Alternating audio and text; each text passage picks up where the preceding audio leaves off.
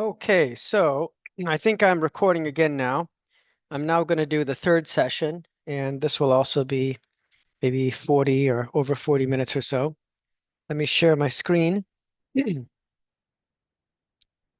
And what I'm going to do in this one, I'm going to briefly go back to the PowerPoint, but what I'm going to do here is really spend time on the timeline. So as I mentioned in the previous presentation, section two, I ended it by saying that gave kind of an introduction of this royal chronology, this India timeline, which is basically the king's list. Now, some people refer to it as the Puranic list or the Puranic king's list, but the thing you have to keep in mind is that a few authors in the last 100 years or so have correlated the Puranic list against the Rig Veda. And by doing that, you're able to now show, kind of separate the wheat from the chaff and say, hey, this is actual real history. Because if you just have the Puranic list alone, sometimes it's kind of floating. And you may get the feeling that it goes back 10,000 years, 20,000 years, a million years. It just, things like don't make sense. But when you correlate it against the Rig Veda, then it becomes kind of solidified because there's very specific anchors, or sometimes they call them sheet anchors that you can put in, which solidify things, and then you see the things between those anchors, and then correlate that with archaeological data, and then correlate that with other civilizations interfacing with India, and then you can start to make the thing a little bit, I don't want to say rigid, but a little bit more specific as opposed to vague. So let me go into the timeline. I'm probably going to spend this entire presentation talking about it because, you know, 10,000 cells or more than 10,000 cells of data, it's a labor of love, took me years to put together.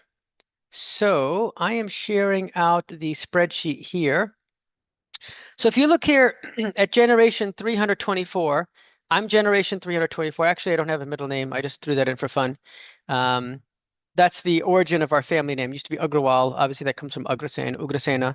But there's me, 324. My kids there are 325, and then who knows what the future is. My father, Sham Sundar, grandfather, great grandfather. So generations, I'll call myself one, two, three, so four, five. Four and five, maybe sometime in the late 1800s, left Rajasthan and went to the eastern part of India, and settled in a place in northern Bihar that is on the border of Nepal.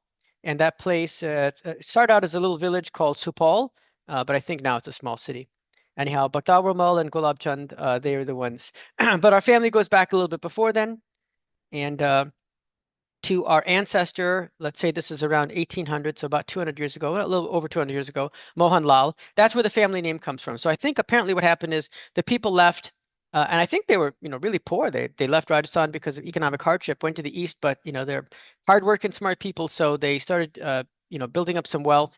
I think there was some resentment from the locals, so they changed the name from Agrawal to Mohan Ka, descendants of Mohan, just to kind of de-emphasize their Mawari, Rajasthani ethnicity versus the local ethnicities.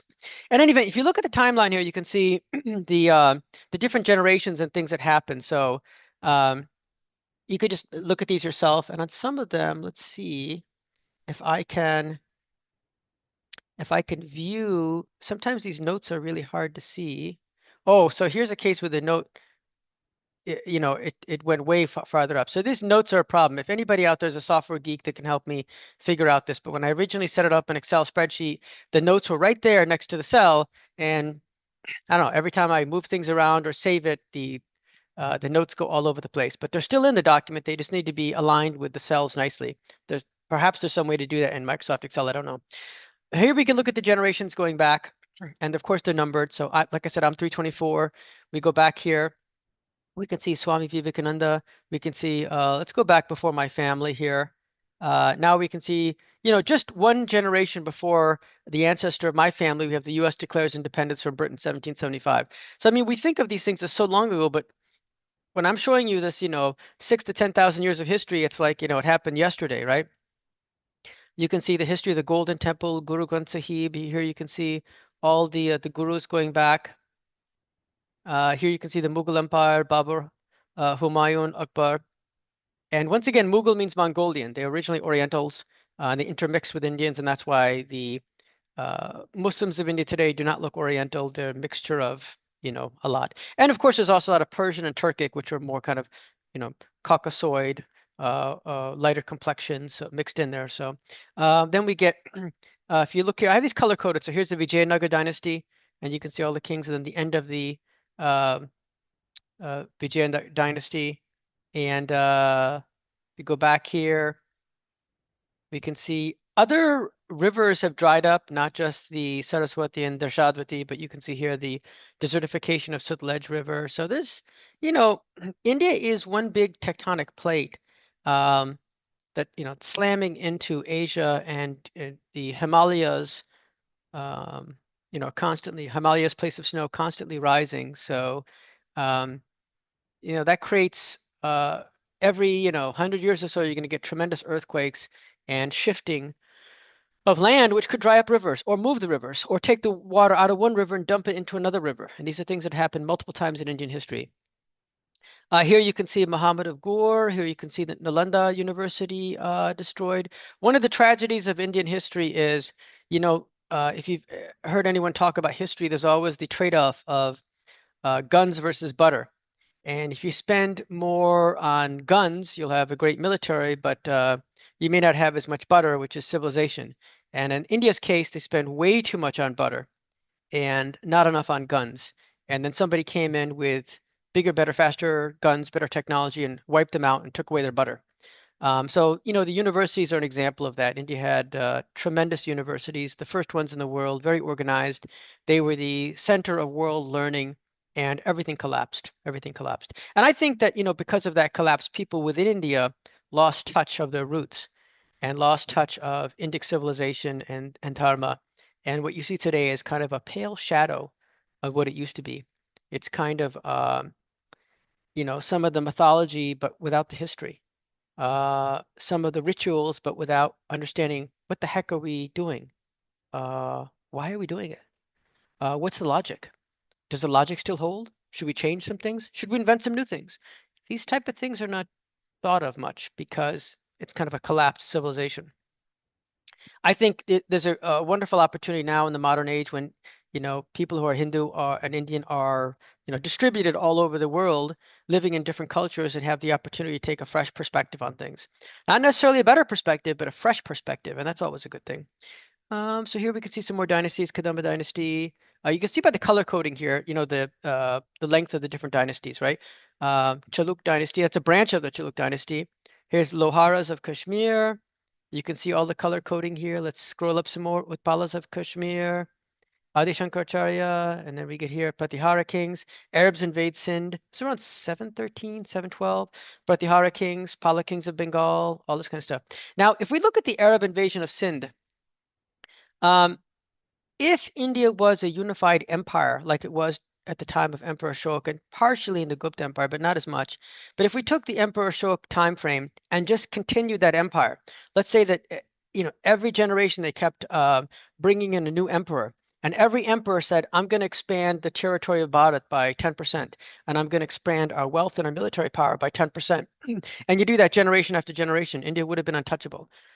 So first of all, if anybody from the Middle East, those Islamic kingdoms, they probably wouldn't have even tried to attack because they know they would have lost. Everyone does a calculation before you launch a war, right?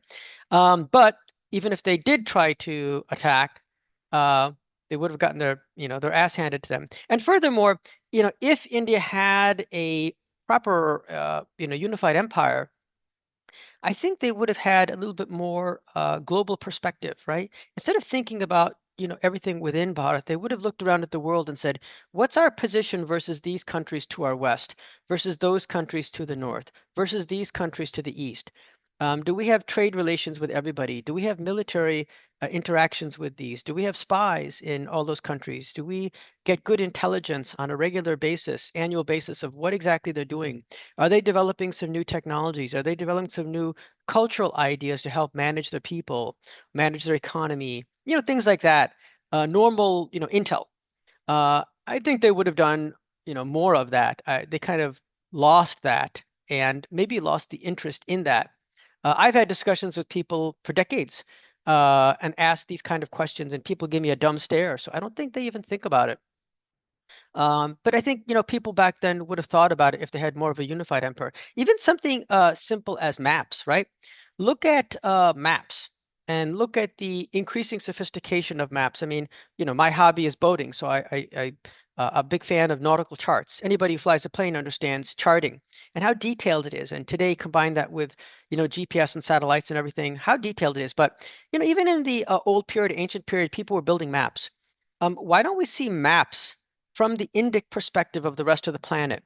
They didn't do that I'm aware of. They should have obviously had that if you had some type of proper management, right? Like I'm a king, I'm the Emperor of India, and I have a map of the entire Middle East.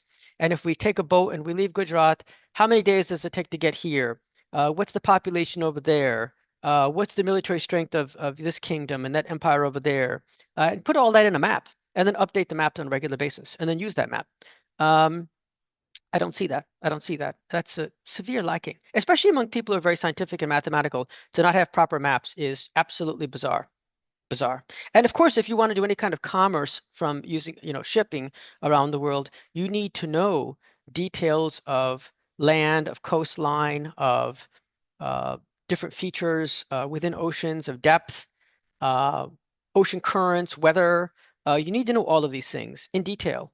And, that could be that could spell life or death when you're on a ship in the middle of the ocean, whether it's for economic purposes or for military purposes. So the fact that they didn't have that is very, very disturbing. It shows me that they had a kind of a total lack of curiosity.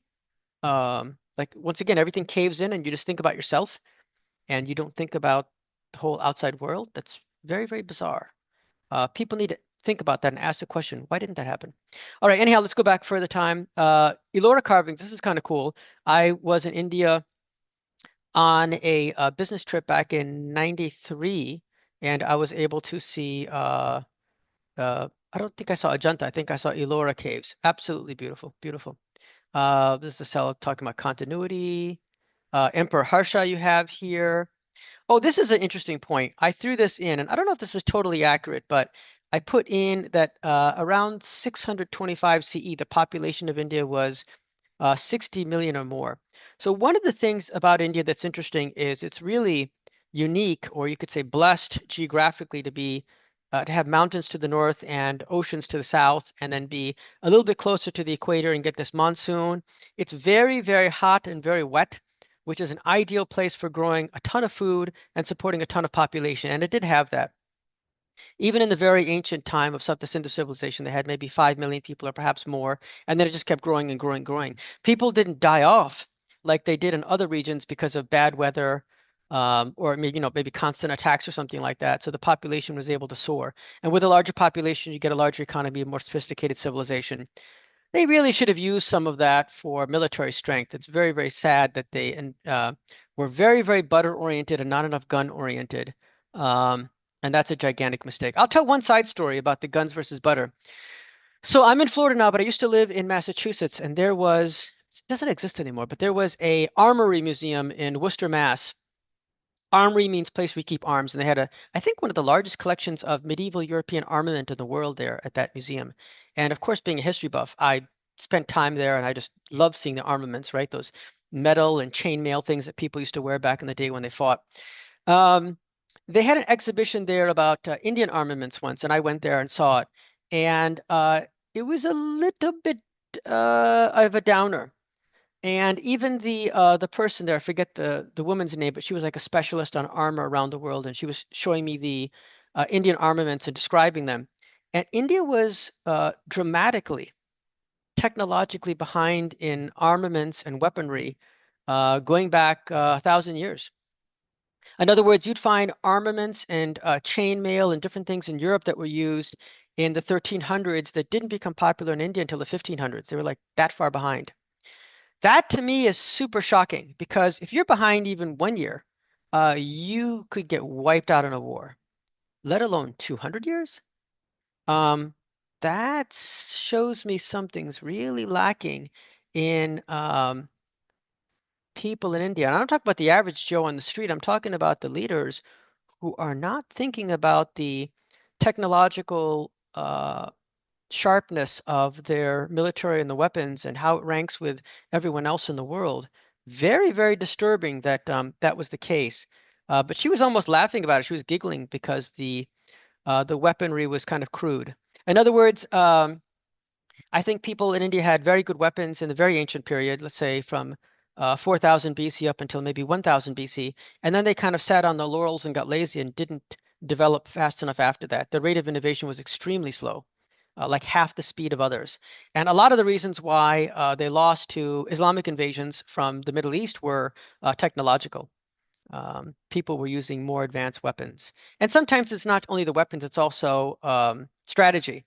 People develop new strategies of how to move troops, where to put the cavalry, where to put the infantry, where to put the longbow, where to put the kind of like you can have these these vault bomb shooters that have different chemical mixtures and where to do, when to do all these things, how to attack, how to retreat. There's all different techniques that are constantly being updated. I suspect people in India weren't paying attention to all that and were slow to innovate. If you're slow to innovate, then human history shows that you will become a relic of history. You will be wiped out completely. Yeah, essentially, smart people beat stupid people every single time. All right, so let's go farther back here. Oh yeah, some of the history, pre-Islamic history of Arabia, Nepal dynasty. Um, let's see, different manuscript here. What are these dynasties here?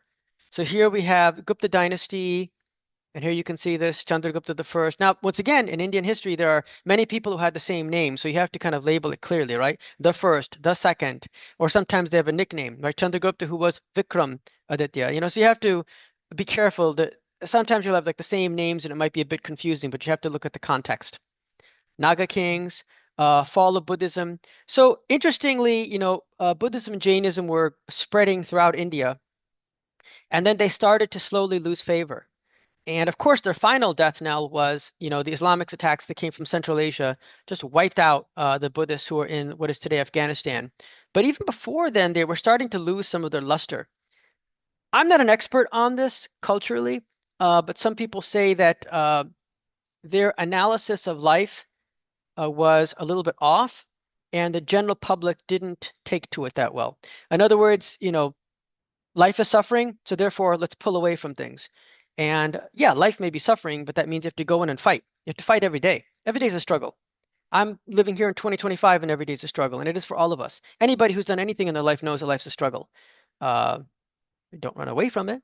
So some of the kind of asceticism and the monkhood and maybe they did that a little bit too much. That those kind of people should be one in a million, not one in 1,000 or one in 100, or let alone 50% of the population. So there are different ideas.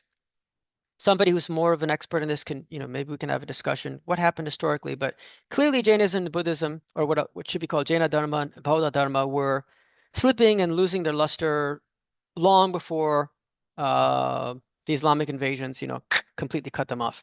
Now we get the Pallava dynasty over here, Kadamba dynasty. Here you can see Vakhtaka, last Magad, end of Magad dynasty, so they lasted quite a while.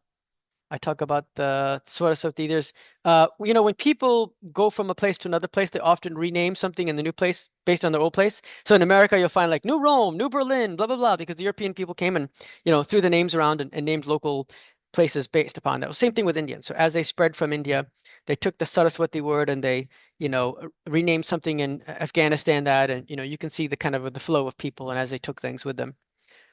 Buddhism, Council of Buddhism, you go back in time here, Kushan Empire, different aspects of the Magad dynasty here. The edicts of Emperor Ashok, which is all over India, and we have the nice Brahmi inscription, which is good. One of the things. By the way, some people have chronology, and they put Emperor Ashok at like or they put these edicts and all this type of stuff. They put it like 1000 BC, 2000 BC, and I'm like, where are you getting that stuff from? It doesn't align with the King's List, and even the archaeological data. You get some carbon dating, you can't make this stuff up. So why are people doing this stuff? I don't understand it. We'll talk more about chronology when I get to Mahabharata here, but yeah, a lot of people are way, way off, and they're leading people astray. It's almost as ridiculous as this Aryan invasion to also have this high chronology that just doesn't align with our own King's List, our own archaeological data. There's kind of like pulling out stuff. I don't understand it. Here you can see the Shaka tribes, right? And you can see how they were, I can't even pronounce this correctly. Xiongnu, Yuche. I mean, these were basically Orientals. These were East Asians that were in Central Asia, and then they came around the corner. And it's possible that this was like a domino thing where, eastern part of China, they were fighting people from Central, fighting people from Western. That pushed the Central Asians down to India, and that's how you get all these things. So, China's been a military force that India's had to reckon with directly or indirectly for quite a while. And they had a different history than India. They didn't quite lose their empire. They kept their Chinese emperor, but they got co-opted. So, they screwed up too. I mean, or they became weak too, right? I mean, why did they build the Great Wall of China, right? It's to hold back the enemy. Did it work? No, no. The Mongolians basically took over, and other people took over, and then the Europeans cut the Chinese to pieces, and they got their butt kicked in some ways worse ways in India, because in India at least everybody wasn't on drugs, whereas in China they had opium left, right, and center, and the whole civilization kind of collapsed. And I would even say that long term the weakness of that collapse is what led to communism taking over. So very sad. Here's Emperor Shok, Chandragupta Maurya. You can see more dynasties here. We get some history of Sri Lanka. I threw in some other civilizations like the Greeks, the Hippocrates, Second Council of Buddhism, First Council of Buddhism. Here's the beginning of it. And of course, with all of these people, we have names of their father, their grandfather, their son, their grandson. We have, and we can place that around so we get an idea. Mahavir, here we get 10 great pre-Buddha men. So there's actually a book written about that describes them. Rajgir, I think that is in Bihar. And I was fortunate enough as a child. My grandfather, my Nanaji, took me to a few places in Bihar. He was in Bhagalpur, and I think it wasn't too far, but we were not too far from a few historical sites like Rajgir, and then I think the old part of Patna, which is Patliputra, and some of these places, and you could see the kind of archaeological ruins and the tracks inside what was mud that was from a chariot that became petrified. So, good stuff. And of course some caves, there's some underground things that the kings built underneath their palaces to kind of escape or move people around. I was in kind of one of the tunnels, but it was too claustrophobic. They didn't design it so you could walk or run through. It was kind of like the lean down. Um, let's see some other stuff here. Let's keep going back. Which dynasty is this one? This one's a long one. Oh boy, hold on. I'm gonna have to switch because that one's super long. But Anga dynasty, obviously Bengal, Vanga, what is it? Vanga, Anga, Bunga, Bengal. That's where you get those word Bangla. So it's dynasties over on that side, and that remains, one of the most fertile areas of the entire planet. This whole upper Bay of Bengal, where you get the Indian province of West Bengal, and then Bangladesh, and some of the areas to the east. It's one of the most fertile areas of the world. It's just flat land, green, tons of water. It supports a ton of people today, and it supported a ton of people in history. Here I talk about the timeline of Dwarka. Sometimes people are a bit sloppy. They'll talk about things and they'll talk about it as if it's a flash in the pan, but it actually spans thousands of years. So Dwarka, which is on the west coast of Gujarat, is Dwarka number 7. Okay, it's Dwarka number 7. The original Dwarka was long before the Mahabharata, and the one that was there in Mahabharata was like version 3 or 4. Because the topography of it keeps changing, whatever they kept building kept sinking into the ocean, and they built a new one that's sunk in the ocean. They built a new one that's sunk in the ocean, and the one mentioned in the Mahabharata is just one of them. It's somewhere in the middle, and the one we have today, like I said, is like version 7 or something like that. So you can go out of the ocean, you can go deeper and deeper, deeper in the ocean. You can see the earlier versions of Dwarka, and we have a lot of that, mapped out and photos and videos of the underwater people taking a look at all of that. And that wasn't the only place in India where that happened. I think in the other side, in the Bay of Bengal, there's a place called Pumpuhar in Tamil Nadu, where once again they had some city by the ocean, might have been a shipping port, underwater, and then they built another one, underwater. So the one that's there now is like version 3 or 4, and you can go way out in the water and see earlier versions. Oh yeah, one tell here about shipbuilding. Like I mentioned before, and this is really one of the sad things is historically India and China were the best shipbuilders in the world. So I'd say China was one and India was number 2 shipbuilders in the world. And think about it. They didn't use those ships to sail the high ocean and explore the entire planet. They did not. They had the technology. They did not do it. The Europeans, who had the worst tiny piece of crap boats, took them out into the deep ocean and explored the whole planet. Kudos to them. They had guts. They maybe didn't have as much brains or technology as the Indians and Chinese, but they had guts. And look what happened. After 400 or 500 years, their military power and their wealth surpassed the Asians because they had the risk taking to take those crappy boats out and slowly make the boats better and make better ships and became you know shipbuilding legends. But the head start was there by India and China. I don't know why they didn't have that thirst for exploration, but I believe they should. And I think this is my soapbox now I'm getting on. I think one of the key things about humanity is we need to have a thirst for knowledge. We need to have a curiosity, and we really need to have a hunger to get out there and see, even if it means risking our neck. To me, that's really part of what it means to be human. If you don't have that, if you don't have curiosity, and if you don't have a desire to get out there and see everything, in my opinion, you're not fully human. And we're not a fully human civilization. And I'll always go back to, Star Trek, right? They're showing the 23rd century and forward in the future. What are people doing? They're exploring. They're going where no man or no human has gone before, just for the sake of it. Along the way, what are you going to find? Maybe something good, maybe something bad. But get out there. All right, let's keep going here. Back projection of civilizational memory. I don't even remember what my comment was on that thing. You can go look at that on your own. Mahabharata mentioned the disappearance of Saraswati, so we have some very good information there. So here's something interesting. If you go in the 1200s BC, you start to see the name of a few people that are after the Mahabharata, and they talk about a flooding of Hastinapur. King Nichakshu had to kind of move his empire because of the flooding. So these rivers are in motion as India has as a tectonic plate slamming into Asia, and you get these very nasty earthquakes that occur once in a while. Okay, so let's go back here. Now, this is the third epic, what people call Epic 2, which I say is actually Epic 3, folks. It's the Mahabharata. Mahabharata, Great Civil War of India. And you can see the names of people here. Look at all of these names. Just on this screen right in front of you, I've got, 50 to 100 names. Does this exist in any history book that we study on the history of India? No. This is a key part of Indian history, maybe the key part of Indian history. And it's completely blank. Doesn't even exist in history books that you'll read. Wow. Wow. This should slap you in the face. Why the heck is that the history books don't include this? Shocking. I mean, so many things I study, I'm just shocked. I don't get it. I don't understand people. I'm not a good understander of people, but this doesn't make any sense. All right, let's go back further. So now the interesting thing I want to point is that there's no gaps between the Ramayana and the Mahabharata.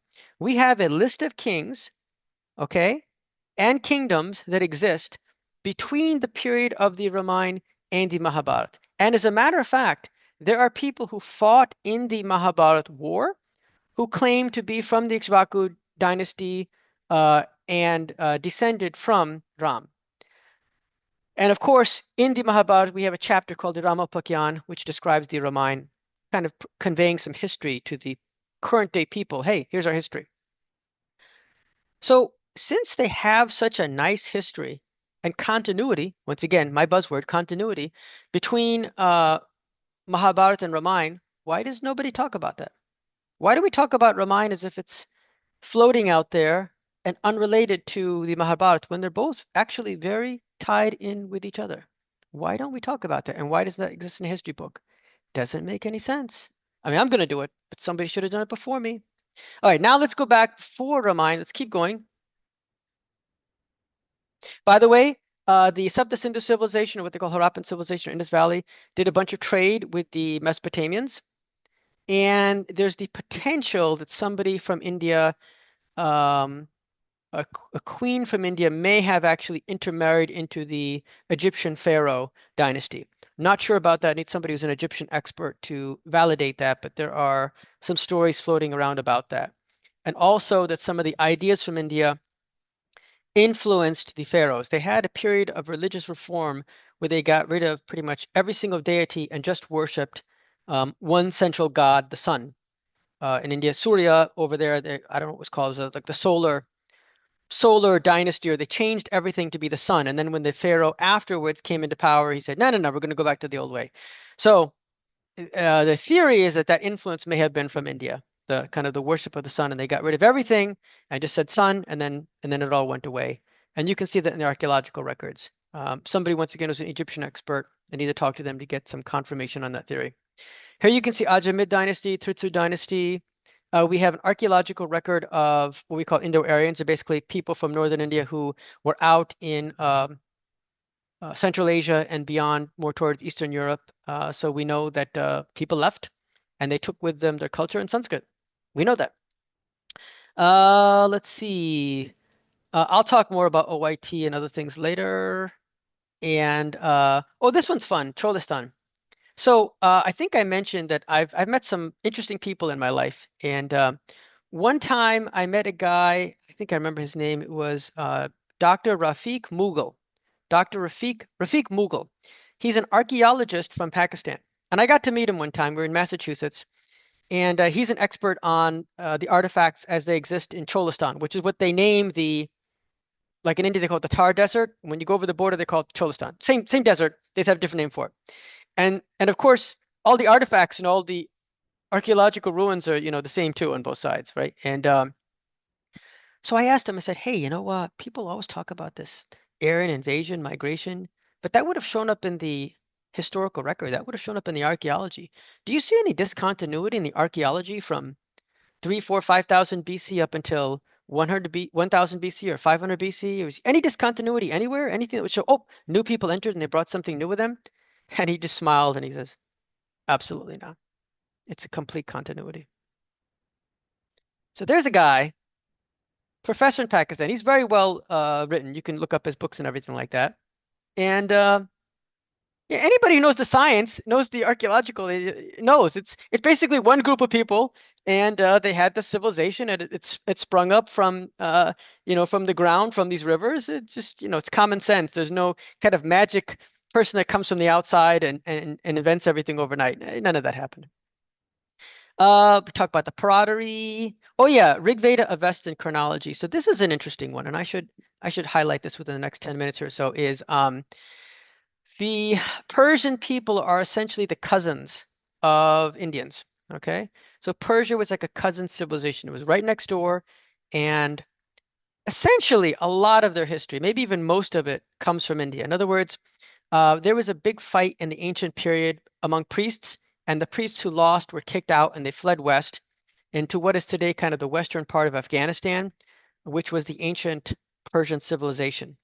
And then that civilization kept going west. So the borders of Iran, Persia are a little bit west of Afghanistan, but it used to be kind of more overlapping with it. But yeah, I mean, they call their homeland Hapta Hindu, which is Sapta Sindhu. They can't pronounce sa. For some reason, they say ha. So that's why they didn't say Sindhu River, they said Hindu River. And all the people who live along the river are Hindus. And everybody who lives beyond it in that subcontinent are Hindus. That's where the word comes from. Otherwise, we called ourselves Dharma, Sanatan Dharmic. And we are Dharmin, or Dharmic. We should conjugate the Sanskrit word. So we're not actually Hindu, we're Dharmin or Dharmic. The adjective, the noun, everything's conjugated from dharma, which is a beautiful word. I think we should use it. In any event, Persians are cousins. Let's see. Let's go back further here. Keep going back. You can see the names. Once again, folks, no gap in the names here. You can see other battles here. And now we go back to what I call epic number one, around 3000 BC, maybe around 2900 BC is epic number one, Dasharajanya, or War of Ten Kings. And this is written up very clearly in the Rig Veda. I would call it a war that was a series of battles along different regions, different rivers. But folks, the cast of characters is about the same. Who are those cast of characters? The powerhouse in the center of India is the Puru Bharata dynasty. This is the same dynasty, Emperor Bharata, and his descendant is right here, Devodas, who basically, kicked butt in all directions and expanded the dynasty. And of course, that aroused anger and frustration from the enemies, everybody all around who he defeated. And so they kept trying to fight, no luck. And during the reign of his grandson, Sudas, once again, they got together, formed a confederacy. They call it Dasha, like 10, but it actually was more than that. It was like 12 or 13. kings and tribal chieftains, because they had tribal chieftains all the way in Afghanistan and way out. Everybody got together and said, together, we're going to defeat Sudas. We're going to kill him. We're going to destroy this Bharata dynasty, and we're going to take over. And what happened is they lost. And that was a major turning point in Indian history because the Puru Bharata dynasty continued. It continued. And essentially, they've never been beaten, right? The heart of India and the power is that Puru Bharata dynasty. It's never been defeated. So it started up in the this Manvantara, this Manu, from around 4000 BC. So you could say 6000 years. It's been subdued, obviously. We had Islamic invasions, we have Europeans, and then British. But you know, it's not been totally wiped out. Not been wiped out. So this was a fantastic epic, and I am writing that up in a novel. After I get done with this history book, there'll be 3 novels: Epic Trilogy of India, Dasharajnya, The War of Ten Kings, Ramayana, The Legend of Ram, and Mahabharata, The Great Civil War of India.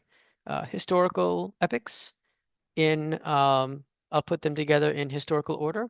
There'll be novels, so they'll be fictional, but they'll be fiction based on history, so historical fiction. Um, let's see. We can see different kings. Sometimes you have one king rule. Sometimes there's a kind of a partnership, or you share power among, different kings. So there was a period back there where they were sharing power. Long before the Dasharajna, there was another very important battle called the 20 Kings battle. So forget about 10. This was 20. And I'm going to write a little bit about that also. So it's wonderful that we have this history, and I'll emphasize it's history, and people aren't aware of it. They treat everything as mythology, or they're completely ignorant, and then based on ignorance, they make up a bunch of BS. We need to stop that. And we need to understand the history in all its detail, and understand the pros and cons, and be more knowledgeable about it. So those are the things I'm working on. How are we doing on time? All right, I'm going to kind of go a little faster now because I need to wrap up things in the next 5-10 minutes. But I mentioned Emperor Bharata before, and of course, the family dynasty that go into that. Anybody knows, some of the Puranas, they know stories about Mandata and others. So these were real people in a very, very ancient period. Hahe dynasty, Anu dynasty, Puru dynasty. This is the beginning of the Purubharata dynasty when you get the Purus. We had 2 branches, what they call the Solar Lunus dynasty, which is based on Ikshvaku and based on Sudyumna. We're all descended from Manu, who was the son of the father of the whole beginning of this reign of Manus. They call it version 7, is Vivasvata. Okay. And when you conjugate, that becomes Vivasant. Okay. Now, do I have generations before that? Yes, I have 87 generations before that. Do we know if these things are historical? No, we don't. So why do I treat everything from 4000 BC onwards as this is history? And everything before that I say, we don't know. The reason why is because the Rig Veda is a photocopy of the past. And if it's in the Rig Veda, you can be damn sure it's history. If it's not in the Rig Veda, but it's only in the Puranas, maybe, maybe not. Okay, and that's where all this is.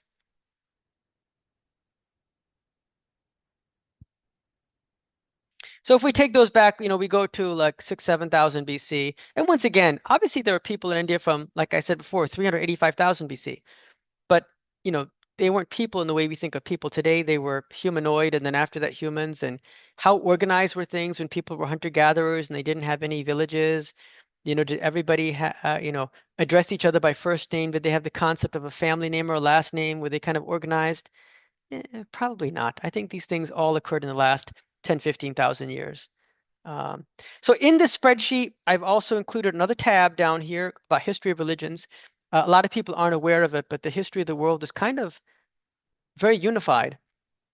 And a lot of things go back to India, which we don't think go back to India. So essentially what we think of as divide between Eastern and Western religion all comes back originally from India. So we had the early tribal beliefs, which became Sapta Sindhu, which became the early Vedas. Then we had a fight amongst the priests.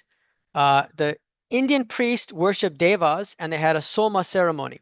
And they said we should give our offerings into the fire, and it will, burn up and go up into the heavens and go to God.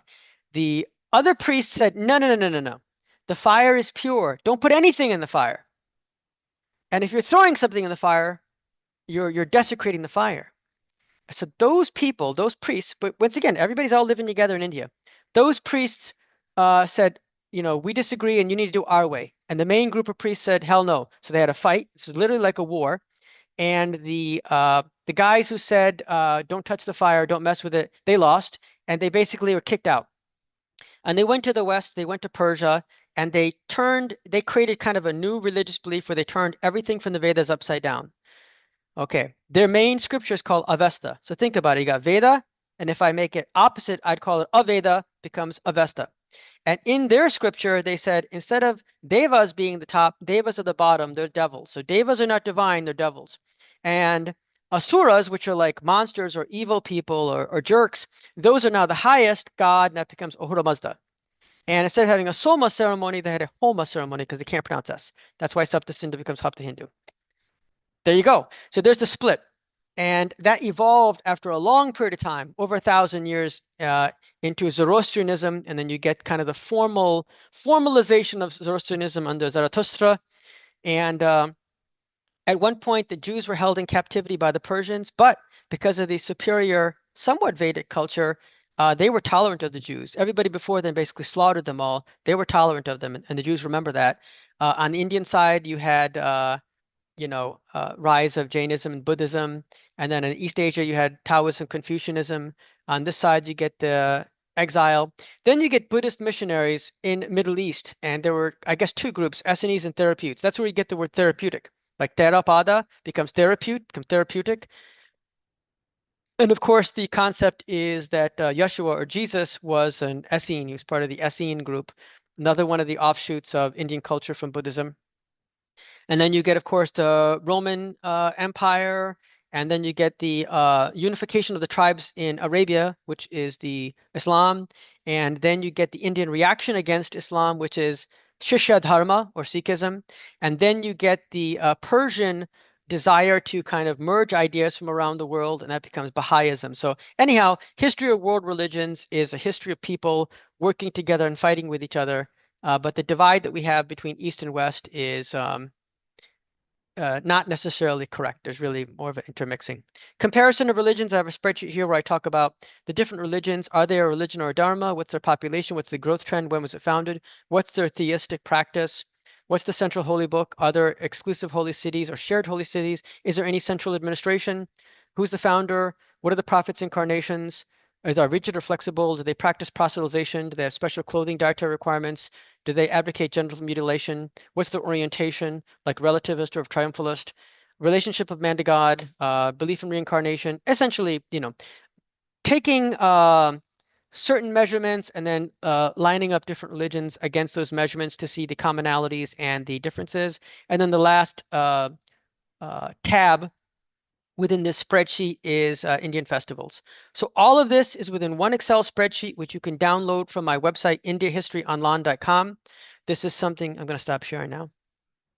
This is something that I started putting together. Initially, it was on paper in the 1990s, and then I put it into an Excel spreadsheet. And then I uploaded the spreadsheet to a website, and then I started building, more websites and more things. But so, that's basically it. These things are going to be part and parcel of my book number one that I am starting to write now. And I hope to have that done by this time next year. And that book will have, I'd like to make it in color, not just a bunch of words. I like to have pictures in there. And that spreadsheet, I'd like to be in the center of the book and be in color. So, people can see the King's List, what I call the Royal Chronology of India.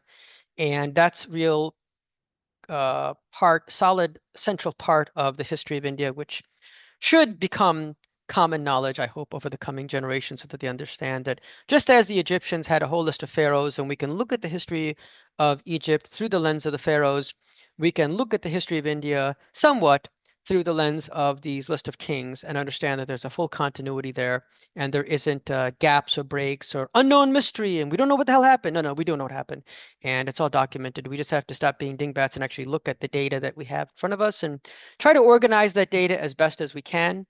I think I'm going long enough here.